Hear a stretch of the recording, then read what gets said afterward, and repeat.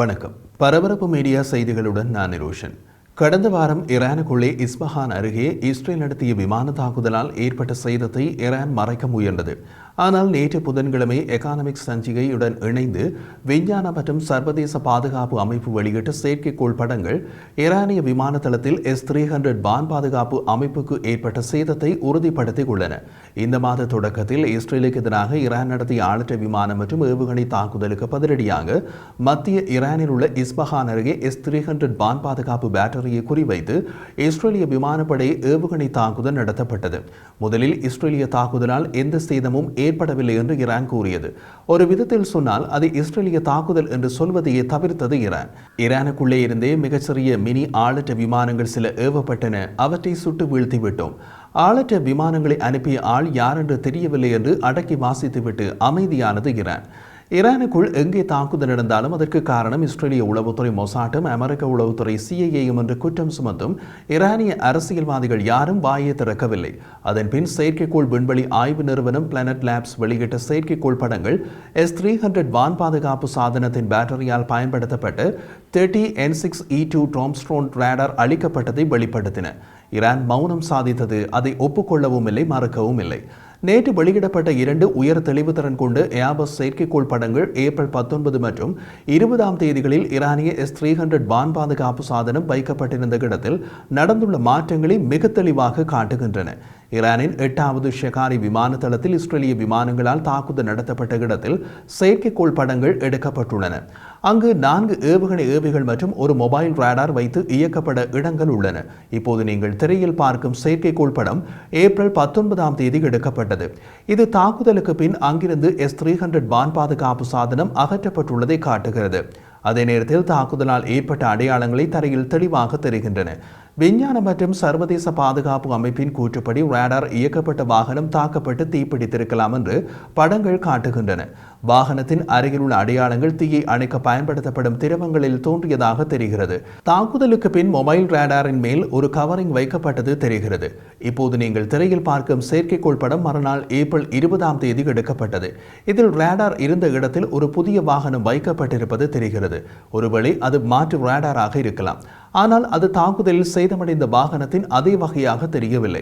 அமெரிக்காவின் தேசிய புவியியல் உளவு அமைப்பில் பணியாற்றிய பட ஆய்வாளர் கிறிஸ் பிகர்ஸ் செயற்கைக்கோள் படங்களை ஆய்வு செய்து அதில் தெரியும் மாற்றீடு ரேடார் என்னவென்று அடையாளப்படுத்தி உள்ளார்.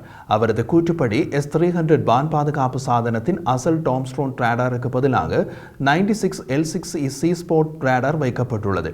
அதே நேரத்தில் இது டாம்ஸ்ட்ரோன் ரேடாருடன் மாற்றீடு செய்ய முடியாதது. அதன் அர்த்தம் S-300 வான் பாதுகாப்பு சாதனம் இயங்காது.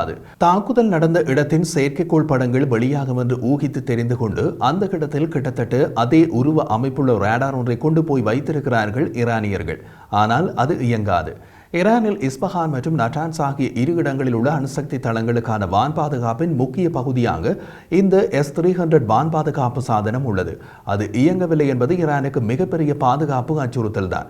ஈரான் இந்த அச்சுறுத்தலை விட அதிக ஆபத்தை ஏற்படுத்தக்கூடியது வேறு ஒன்று என்று கணித்துள்ளது. ஷியா மத பிரிவு ஊடகங்களை மட்டும் படிக்கும் நபர்கள் பற்றி கவலை இல்லை. அவர்கள் ஈரானிய ஆதரவு பிரச்சாரத்தை பார்த்து இழுக்க இன்பம் என்ற விளம்பர வாசகம் போல சொர்க்கத்திற்கு மிக அருகே இருப்பார்கள். ஆனால் சன்னி பிரிவு அரபு ஊடகங்கள் மற்றும் மேற்கு நாட்டு ஊடகங்கள் ஈரானுக்கு ஏற்பட்ட சேதத்தை வெளிப்படுத்துகின்றனவே. ஏற்கனவே ஈரானுக்குள் அரசுக்கு எதிராக உள்ள மனநிலையை இது பாதிக்கலாம் அல்லவா? அதனால் ஈரானிய அரசு ஊடகங்கள் கொஞ்சம் பழமையான ஒரு விஷயத்தை தூசி தட்டி வெளியே கொண்டு வந்தன.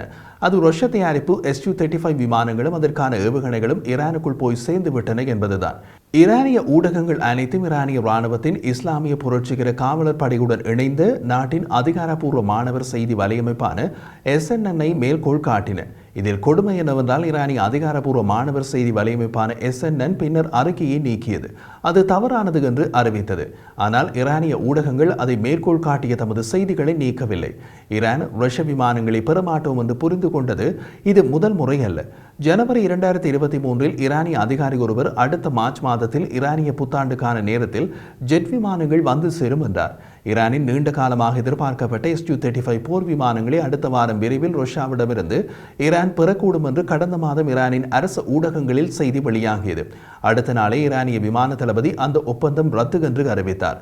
பாதுகாப்புத்துறை வட்டாரங்களின் கூற்றுப்படி ஈரானை நம்ப முடியாத நட்பு நாடாகவே ரஷ்யா பார்க்கிறது. கொடுத்த பணத்திற்கு ஈரான் ஆளற்ற விமானம் கொடுக்கிறது. ஆனால் அதே ஆளற்ற விமானத்தை ரஷ்யாவில் தயாரிக்க தொடங்கிய போதுதான் ஈரான் அதை 20,000% அதிக விலையில் தமக்கு விற்றதை ரஷ்யா புரிந்து கொண்டது. உக்ரைன் யுத்தத்தில் ரஷ்யாவின் அவசர தேவைக்கு இப்படி கண்ணை சுற்றி அடித்த அநியாய விலை. ஆளற்ற விமான ஏற்றுமதிக்கு ரஷ்யா பொருளாதார தடை காரணமாக தங்கத்தின் விலை கொடுத்தது.